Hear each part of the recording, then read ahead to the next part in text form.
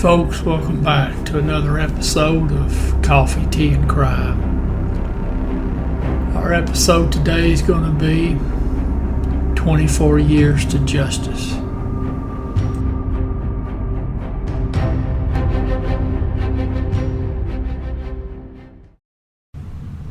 Folks, this case we're going to talk about today, sad to say that it got solved literally despite the police instead of because of the police. It made a horrible tragedy even more so. But as we'll see, justice did finally prevail. The little girl's 14 years old, Regina Lee Krieger. Now, she grew up in the town of Burley, Idaho. Now, as you would expect with most little girls, she was very close to her parents. Unfortunately, her parents went through a divorce and then a custody battle, and it evidently got a little ugly, and it affected Regina in a negative way. February 28, 1995, Regina's daddy called the Cassia County Sheriff's Office. Now, he told them that he'd went down to his daughter's bedroom, which was in the basement of the house, and she wasn't there. Now, the daddy also said that there was blood in the room. So authorities show up. Now, they're looking around in the bedroom.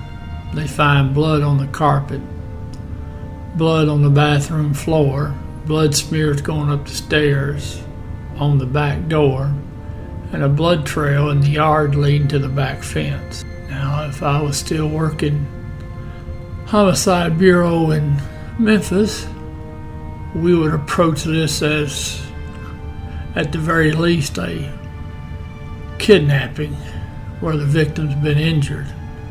Worst case scenario, it's a homicide. So you should treat this scene in the mindset of worst case scenario. Also, probably wouldn't have hurt to have, when you were taking pictures of the crime scene, you might want to call and have the ME or the coroner, someone come out to examine the amount of blood that's on the scene to see if the victim is possibly either very seriously injured or is dead. But in any event, you treat it worst case scenario. You collect all your evidence. And if it turns out to be nothing, then you've lost nothing. But if it turns out to be something and you didn't do your job, then you got a problem because you can't go back. Now, the daddy told the police that he thought his daughter had been abducted. Now, he did tell the police that Regina had attempted suicide about a month before. And I don't know in what way she attempted to do such. Now, if the resource material is to be believed, not only did the police not process the crime scene, they took that story that Regina had left on her own. I don't even know what to say to that. They believe that the blood in Regina's room was from her cutting herself. Now, for the next few weeks, the police are under the opinion she's just run away. And the daddy keeps calling the police. Now, obviously, the daddy's probably pretty traumatized by all this, so he keeps calling the authorities with information about what's missing from her room or what he thought was missing from the room. And so the police are looking at the daddy sideways. Now, they allegedly interviewed some of Regina's friends that said she had mentioned running away. The friends also mentioned that Regina had been hanging out with a new crowd of people, a rougher crowd. So now things go on like this for several weeks. Well, a month and a half later, April 15th, 1995, horseback riders, they find a body washed up on the banks of the Snake River near the Minidoka Dam. Now, the body was badly decomposed. Now they get to doing their medical checks to see if they can identify the body, and they do positively identify it as being Regina. Now, cause of death had been stab wounds, chest and throat, and there was also signs of blunt trauma to the head and face. So now, of course, the authorities are realizing that, man, maybe we should have done that crime scene the right way the first time. And it's, again, if the resource material is to be believed, the law enforcement agencies involved in this collected little or nothing. And it sounds more like nothing. Now, they had gotten a tip after it came out the body had been found. One of the tips was a caller that said he was 16 at the time and he had seen the body. And he mentioned a party he was at after seeing the body. The police didn't believe him. They just thought he was making stuff up because he had a history of drug use. So now, as you might suspect from the title of this episode, those months into the investigation turned into years. Now, in January of 2013, an investigator with the Cassia Sheriff's Department, he reopened the case, and he's looking through the file, and he's realizing, man, we didn't do anything on this case, on the initial crime scene. But now he also sees in there this statement from this witness named Cody. And Cody was in prison regarding an unrelated violent crime. Now the FBI had stepped in. They also were involved. So they go and interview Cody. And he says, yep, I was there. And the guy that killed Regina was a drug dealer. And that this drug dealer used teenagers in his drug operation. Now, when the suspect was interviewed initially, he said he'd been out of the country. He said he'd been deployed in Afghanistan with the military. They checked on that alibi, and that proved to be a lie. But the police don't have any evidence because they didn't collect any at the time.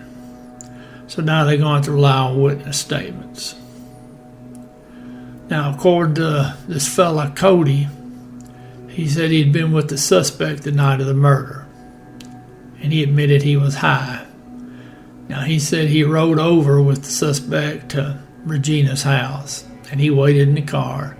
And he watched the suspect walk through the fence and go into Regina's house through the, I don't know if there's a side or back door. But anyways, he got into the house. And he said the suspect came back 30 minutes later with blood on him. And he told this fella Cody that he'd messed up. Then the suspect re-enters the house and he returns with a body wrapped in a blanket. And he said there's a lot of blood on the blanket. Now the two of them, they put the body in the trunk. And they drove to the now defunct Jackson Bridge. Now this bridge used to connect Cassia County to Minidoka County. They opened the trunk and they got out Regina's blood-soaked body, still wrapped in a blanket, and threw her in the Snake River. Now she would float down the river for just a few miles and then she'd wash up on the shore. Now from the bridge to Regina's house was about 12 miles. So the authorities decided they believed Cody this time. Well, then they started interviewing other witnesses who were at this party Cody had mentioned. And they said, yeah, Cody and the suspect showed up at the party and they were covered in blood. And another witness said that the suspect had told him that, yeah, he'd murdered Regina so that no one else would cross him. And he used to bring that up a lot to scare people. February 20th of 2019, the suspect was arrested. And at the end of the trial, The jury believed the three witnesses. The suspect was found guilty, and he was sentenced to life without the possibility of parole. So after 24 years, we finally have justice for Regina's family. It won't bring her back, and it won't ensure closure, but it will certainly at least make them feel vindicated that the person responsible for taking their little Regina is being punished for the crime.